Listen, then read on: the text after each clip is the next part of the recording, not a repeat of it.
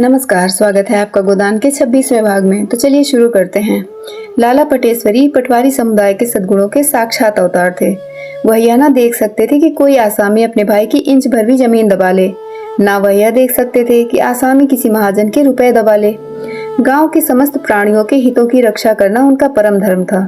समझौते या मेल जोल में उनका विश्वास न था। यह तो निर्जीविता के लक्षण है। वह तो संघर्ष के पुजारी थे, जो सजीविता का लक्षण है। आए दिन इस जीवन को उत्तेजना देने का प्रयास करते रहते थे, एक न एक फुलझड़ी छोड़ते रहते थे। मंगरू शाह पर इन दिनों उनकी विशेष कृपा दृष्टि थी। मंगरू शाह गांव का सबसे धनी आदमी था, पर स्थानीय राजनीति में बिल्कुल भाग न लेता था। रोब या अधिकार की लालसा उसे न थी। मकान भी उसका गांव के बाहर था, जहां उसने एक बाग, एक कुआं और एक छोटा सा शिव मंदिर बनवा लिया था। बाल बच्चा कोई न था, इसलिए लेन देन भी कम कर दिया था और अधिकतर पूजा पाठ में ही लगा रहता था। कितने ही आसामियों ने उसके रुपए हजम कर लिए थे, पर उसने किसी पर भी नालिश फरियाद ना की। होरी पर भी उसके सूद ब्याज मिलाकर कोई 150 रुपए हो गए थे, मगर न होरी को ऋण चुकाने की कोई चिंता थी और न उसे वसूल करने की। 2-4 बार उसने तकाजा किया, घुड़का, डांटा भी, मगर होरी की दशा देखकर चुप हो बैठा। अब की संयोग से होरी की ऊँख गांव के भर के ऊपर हुई थी। कुछ नहीं तो उसके 200-250 रुपए सीधे हो जाएंगे, ऐसा लोगों का अनुमान था। पटेश्वरी प्रसाद ने मंगरू को सुझाया कि अगर इस वक्त होरी पर दावा कर दिया जाए तो सब रुपए वसूल हो जाएंगे। मंगरू इतना दयालु नहीं, जितना आलसी था। झंझट में पड़ना ना चाहता था, मगर जब पटेश्वरी ने जिम्मा लिया कि उसे एक दिन भी कचहरी न जाना पड़ेगा, ना कोई दूसरा कष्ट होगा, बैठे बिठाए उसकी डिग्री हो जाएगी, तो उसने नालिश करने की अनुमति दे दी और अदालत खर्च के लिए रुपए भी दे दिए। होरी को खबर भी न थी कि क्या खिचड़ी पक रही है। कब दावा दायर हुआ, कब डिग्री हुई, उसे बिल्कुल पता न चला। कुरकमीन उसकी ऊँख नीलाम करने आया, तब उसे मालूम हुआ। सारा गांव खेत के किनारे जमा हो गया। होरी मंगरू शाह के पास दौड़ा और धनिया पटेश्वरी को गालियां देने लगी। उसकी सहज बुद्धि ने बता दिया कि पटेश्वरी ही की कारस्तानी है, मगर मंगरू शाह पूजा पर थे, मिल ना सके, और धनिया गालियों की वर्षा करके भी पटेश्वरी का कुछ बिगाड़ ना सकी। उधर ऊँख 150 रुपए में नीलाम हो गई और बोली भी हो गई मंगरू शाह की ही के नाम। कोई दूसरा आदमी ना बोल सका। दाता दीन में भी धनिया की गालियां सुनने का साहस ना था। धनिया ने होरी को उत्तेजित करके कहा, बैठे क्या हो, जाकर पटवारी से पूछते हैं क्यों नहीं? क्या धर्म है तुम्हारा? यही धर्म है गांव घर के आदमियों के साथ? होरी ने दीनता से कहा, पूछने के लिए तूने मुंह भी रखा है? तेरी गालियां उन्होंने न सुनी होंगी। जो गाली खाने का काम करेगा उसे गालियां मिलेंगी ही। तू गालियां भी देगी और भाईचारा भी निभाएगी। देखूं मेरे खेत में के नजदीक कौन जाता है। मिल वाले आकर काट ले जाएंगे, तू क्या करेगी और मैं क्या करूंगा? गालियां देकर अपनी जीभ की खुजली चाहे मिटा लें, मेरे जीते जी कोई मेरा खेत काट ले जाएगा तो मैं देखूं। हाँ, तेरे और मेरे जीते जी सारा गांव मिलकर भी उसे नहीं रोक सकता। अब वह चीज मेरी नहीं, मंगरू शाह की है। मंगरू शाह ने मर मर कर जेठ की दोपहरिया में सिंचाई और गुड़ाई की थी, वह सब तो तूने किया है, मगर अब वह चीज मंगरू शाह की है। हम उनके कर्जदार नहीं हैं। ऊँख तो गई, लेकिन उसके साथ ही एक नई समस्या आ पड़ी। दुलारी इसी ऊँख पर रुपए देने को तैयार हुई थी। अब वह किस जमानत पर रुपए दें? अभी उसके पहले ही के 200 पड़े हैं। सोचा था ऊँख के पुराने रुपए मिल जाएंगे तो नया हिसाब चलने लगेगा। उनकी नज़र में होरी की साख 200 तक की न थी। इससे ज्यादा देना जोखिम था। सहालक सिर पर था। तिथि निश्चित हो चुकी थी। गौरी महतो ने सारी तैयारियां कर ली होंगी। अब विवाह का टलना असंभव था। होरी को ऐसा क्रोध आता था कि जाकर दुलारी का गला दबा दें। जितनी चिरौरी बिनती हो सकती थी वह कर चुका था, मगर यह पत्थर की देवी जरा सा भी न पसीजी। उनके चलते फिरते हाथ बांधकर कहा, दुलारी, मैं तुम्हारे रुपए लेकर भाग न जाऊंगा, न इतनी जल्द मरा जा रहा हूँ। खेत हैं, पेड़ पालो हैं, घर है, जवान बेटा है, तुम्हारे रुपए मारे न जाएंगे, मेरी इज्जत जा रही है, इसे संभालो। मगर दुलारी ने दया को व्यापार में मिलाना स्वीकार न किया। अगर व्यापार को वह दया का रूप दे सकती तो उसे कोई आपत्ति न होती, पर दया को व्यापार का रूप देना उसने ना सीखा था। होरी ने घर आकर धनिया से कहा। अब धनिया ने उसी पर दिल का गुबार निकाला। यही तो तुम चाहते थे? होरी ने जख्मी आंखों से देखा। मेरा ही दोष है? किसी का दोष हो, हुई तो तुम्हारे मन की। तेरी इच्छा है कि जमीन रहन रख दूं। जमीन रहन रख दोगे तो करोगे क्या?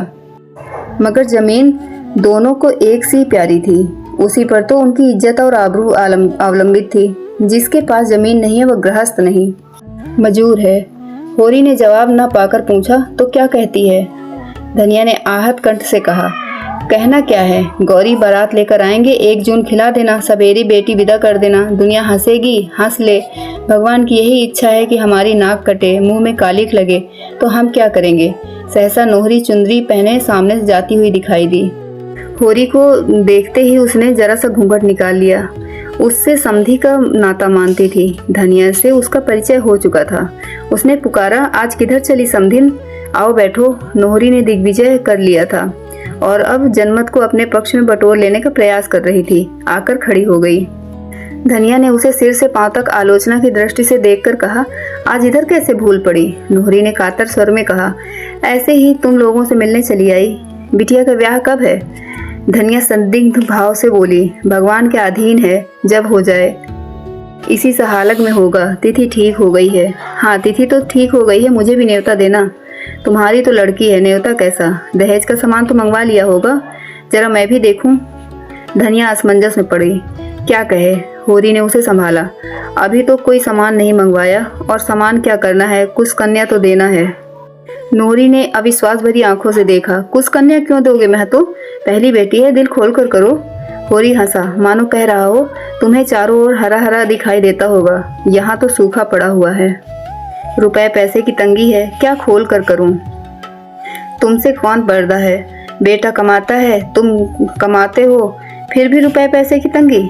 किसे विश्वास आएगा? बेटा ही लायक होता तो फिर काहे को रोना था? चिट्ठी पत्तर तक भेजना नहीं है, रुपए क्या भेजेगा? यह दूसरा साल है, एक चिट्ठी नहीं। इतने में सोना बैलों के चारे के लिए हरियाली का एक गट्ठा सिर पर लिए यौवन को अपने अंचल से चुराती बालिका सी सरल आई और गट्ठा वहीं पटक कर अंदर चली गई। नोहरी ने कहा, लड़की तो खूब सयानी हो गई है। धनिया बोली, लड़की की बाढ़ रेड़ की बाढ़ है। नहीं है, अभी के दिन की। अभी है ही कितने दिन की? वर तो ठीक हो गया है ना? हाँ, वह तो ठीक है, रुपए का बंदोबस्त हो गया तो इसी महीने में ब्याह कर देंगे। नोहरी दिल की ओछी थी। इधर उसने जो थोड़े से रुपए जोड़े थे वे उसके पेट में उछल रहे थे।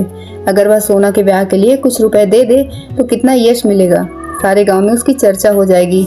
लोग चकित होकर कहेंगे, नोहरी ने इतने रुपए दे दिए, बड़ी देवी है। होरी और धनिया दोनों घर घर उसका बखान करते फिरेंगे। गांव में उसका मान सम्मान कितना बढ़ जाएगा। वह उंगली दिखाने वालों को मुंह सी देगी। फिर किसकी हिम्मत है कि जो उस पर हंसे या उस पर आवाजें कसे। अभी सारा गांव उसका दुश्मन है, तब सारा गांव उसका हितैषी हो जाएगा। इस कल्पना से उसकी मुद्रा खिल गई। थोड़े बहुत से काम चलता हो तो मुझसे ले लो, जब हाथ में रुपए आ जाए तो दे देना। होरी और धनिया दोनों ही ने उसकी ओर देखा। नहीं, नोहरी दिल लगी नहीं कर रही है। दोनों की आंखों में विस्मय था, कृतज्ञता थी, संदेह था और लज्जा थी। नोहरी उतनी बुरी नहीं है जितना लोग समझते हैं। नोहरी ने फिर कहा, तुम्हारी और हमारी इज्जत एक है। तुम्हारी हंसी होगी तो क्या मेरी हंसी ना होगी? कैसा भी हुआ, पर अब तो तुम हमारे समधी हो।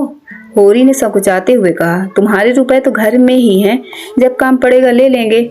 आदमी अपनों ही का तो भरोसा करता है ना। मगर ऊपर से इंतजाम हो जाए तो घर के रुपए क्यों छुएं? धनिया ने अनुमोदन किया। हाँ और क्या? नोहरी ने अपनापन जताया। जब घर में रुपए हैं तो बाहर वालों के सामने हाथ क्यों फैलाओ? सूद भी देना पड़ेगा, उस पर स्टाम्प भी लिखोगे, गवाही भी कराओगे, दस्तूरी भी दो, खुशामत भी करो। हाँ, मेरे रुपए में अगर छूट लगी हो तो दूसरी बात है। होरी ने संभाला, नहीं नहीं नोहरी, जब घर में काम चल जाएगा तो बाहर क्यों हाथ फैलाएंगे? लेकिन आपस वाली बात है, खेती बाड़ी का भरोसा नहीं। तुम्हें जल्दी कोई काम पड़ा और हम रुपए न जुटा सके तो तुम्हें भी बुरा लगेगा और हमारी जान भी संकट में पड़ेगी। इससे कहता था, नहीं लड़की तो तुम्हारी है, मुझे अभी रुपए की ऐसी जल्दी नहीं है, तो तुमसे ही ले लेंगे। कन्यादान का फल भी क्यों बाहर जाए? कितने रुपए चाहिए? तुम कितने दे सकोगी? 100 में काम चल जाएगा? होरी को लालच आया। भगवान ने छप्पर फाड़ कर रुपए दिए हैं तो जितना हो सके ले लें। 100 में भी काम चल जाएगा, 500 में भी काम चल जाएगा, जैसा हौसला हो सके उतना क्यों न लें। मेरे पास कुल 200 रुपए हैं, वह मैं दे दूंगी। तो इतने में बड़ी खुशफहली से काम चल जाएगा। अनाज घर में है। मगर ठकुराइन, आज तुमसे कहता हूँ, मैं तुम्हें ऐसी लक्ष्मी न समझता था। इस जमाने में कौन किसकी मदद करता है और किसके पास है। तुमने मुझे डूबने से बचा लिया। दिया बत्ती का समय आ गया था। ठंडक पड़ने लगी थी। जमीन ने नीली चादर ओढ़ ली थी। धनिया अंदर जाकर अंगीठी लाई। सब तापने लगे। पुआल के प्रकाश में छबीली रंगीली कुल्टा नोहरी उनके सामने वरदान सी बैठी थी। इस समय उसकी उन आंखों में कितनी सहृदयता थी, कपोलों पर कितनी लज्जा, होठों पर कितना सठोर।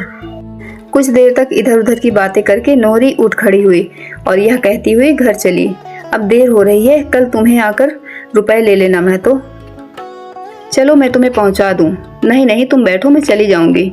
जी तो चाहता है तुम्हें कंधे पर बैठाकर पहुंचाऊं। नोखेराम की चौपाल गांव के दूसरे सिरे पर थी और बाहर जाने का रास्ता साफ था। दोनों उसी रास्ते से चले। अब चारों ओर सन्नाटा था। नोहरी ने कहा, तनिक समझा देते रावत को, क्यों सबसे लड़ाई किया करते हैं। जब इन्हीं लोगों के बीच में रहना है तो ऐसे रहना चाहिए ना कि चार आदमी अपने हो जाएं। और इनका हाल यह है कि सबसे लड़ाई, सबसे झगड़ा। जब तुम मुझसे पर्दे में नहीं रख सकते, मुझे दूसरों की मजूरी करनी पड़ती है, तो यह कैसे निभ सकता है कि मैं ना किसी से हंसूं, ना बोलूं, ना कोई मेरी ओर ताके, ना हंसे। यह सब तो पर्दे में ही हो सकता है। पूछो, कोई मेरी ओर ताकता या घूरता है तो मैं क्या करूं? उसकी आंखें तो नहीं फोड़ सकती। फिर मेल मोहब्बत से आदमी के 100 काम निकलते हैं। जैसा समय देखो वैसा व्यवहार करो। तुम्हारे घर हाथी घूमता था तो अब वह तुम्हारे किस काम का? अब तो तुम 3 रुपए के मजूर हो। मेरे घर तो भैंस लगती थी, लेकिन अब हो तुम मजूरिन। मगर उनकी समझ में कोई बात आती ही नहीं है। कभी लड़कों के साथ रहने की सोचते हैं, कभी लखनऊ जाकर रहने की सोचते हैं। नाक में दम कर रखा है। होरी ने ठाकुर सुहाती की, यह भोला सरासर नादान है। बूढ़े हुए, अब तो उन्हें समझ आनी चाहिए। मैं समझा दूंगा। तो सवेरे आ जाना, रुपए दे दूंगी। कुछ लिखा पढ़ी? तुम मेरे रुपए हजम ना करोगे, मैं जानती हूँ। उसका घर आ गया। वह अंदर चली गई। होरी घर लौटा। इस तरह भाग 26 समाप्त होता है। धन्यवाद। आपसे अगली मुलाकात होगी भाग 27 में। धन्यवाद।